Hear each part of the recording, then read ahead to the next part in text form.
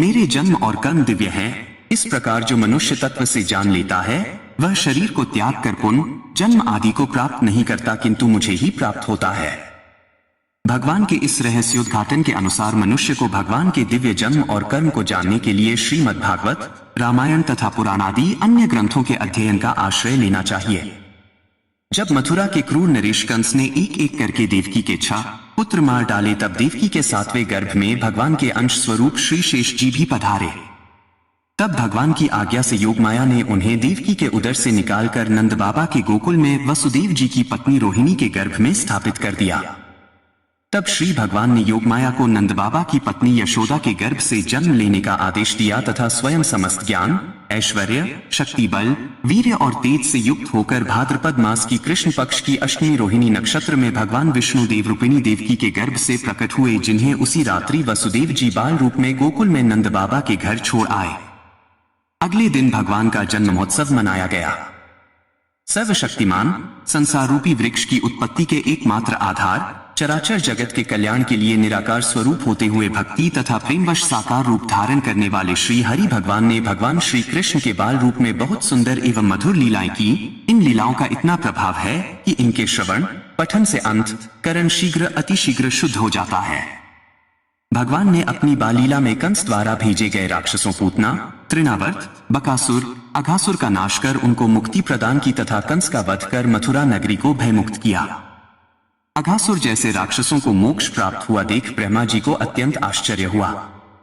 जब उन्होंने बाल कृष्ण भगवान की परीक्षा लेने के लिए ग्वाल बाल और बछड़ों को चुरा लिया, तब सब ग्वाल बालों और बछड़ों का स्वरूप धारण कर भगवान श्री कृष्ण जी ने ब्रह्मा जी के विश्वकर्ता होने के अभिमान को नष्ट किया।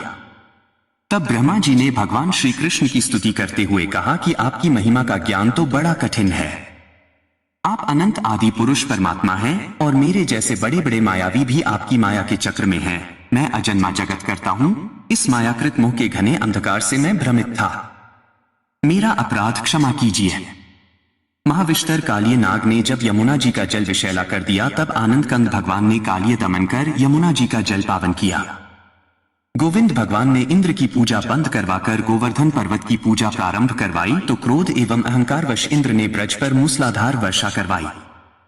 तब माधव गोविंद ने खेल खेल में गिरिराज गोवर्धन को अपनी उंगली पर धारण कर ब्रजवासियों की प्रलयकारी वर्षा से रक्षा की। भगवान श्री कृष्ण की योगमाया के प्रभाव से चकित इंद्र ने भगवान से क्षमा मांगी। एक समय रात्रि के समय यमुना जी में स्नान करने पर नंद जी को वरुण के सेवक पकड़ कर ले गए। तब भगवान श्री कृष्ण उन्हें वरुण लोक से वापस ले आए। इसी प्रकार अपने गुरु सांदीपनी जी के आश्रम में शिक्षा पूर्ण करने के पश्चात दक्षिणा स्वरूप उनके मृत पुत्र को यमलोक से वापस लाकर अपने गुरु को गुरु दक्षिणा दी। पांडवों ने जब राजसूय यज्ञ का आयोजन किया, तब भगवान श्री कृष्ण की आज्ञा से पांडवों के माध्यम से जरासंध की कैद से 20,800 राजाओं को मुक्त करवाया।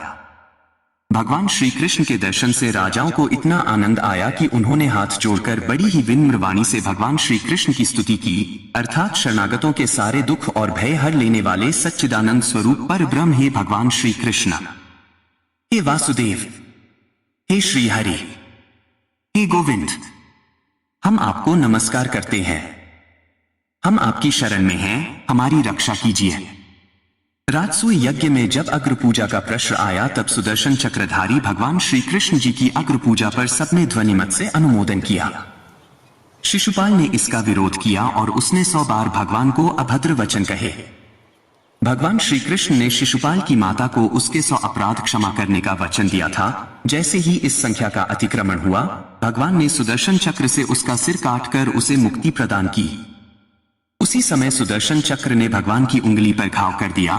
तब परम सती द्रौपदी ने अपने वस्त्र का कुछ भाग चीरकर भगवान की उंगली पर लपेट दिया।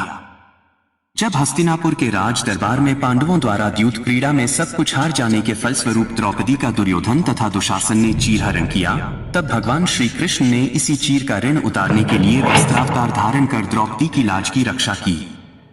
पांडवों के वनवास काल में भी भगवान उन्हें धर्म का मार्गदर्शन करते रहे। सत्ता छिन जाने का भय मनुष्य के विवेक को हर लेता है। भ्रमित और दुर्बुद्धि दुर्योधन ने पांडवों के लिए युद्ध के अतिरिक्त कोई विकल्प नहीं छोड़ा। कुरुक्षेत्र के युद्ध के प्रारंभ होने से पूर्व ही अर्जुन युद्ध भूमि में मैदान के दोनों ओर युद्ध की इच्छा से आए अपने सगे संबंधियों को देख मोहग्रस्त हो गए और युद्ध की इच्छा का विचार त्याग कर शस्त्र छोड़कर बैठ गए। तब सर्वलोक महेश्वर भगवान श्री कृष्ण जी ने भगवद गीता के रूप में कर्तव्य रूपी ज्ञान में प्रकाश पथ का मार्ग प्रशस्त किया तथा संपूर्ण वेदों और उपनिषदों के सारगर्भित ज्ञान के रूप में अर्जुन को दिव्य श्रीमद् भागवत रूपी ज्ञानामृत का पान कराया। भगवद गीता पंचम वेद महाभारत से प्राप्त हुआ अमृत है। भगवान श्री कृष्ण ने धर्म को मनुष्य जाति के लिए ऐसी व्यवस्था बताया है जिससे सभी जन सत्य, दया, करुणा, अहिंसा, अस्तेय आदि मानवीय समाज की अभिवृद्धि एवं उन्नति के लिए आवश्यक धर्म के इन लक्षणों को धारण कर कर्तव्य मार्ग की ओर अग्रसर होते हैं।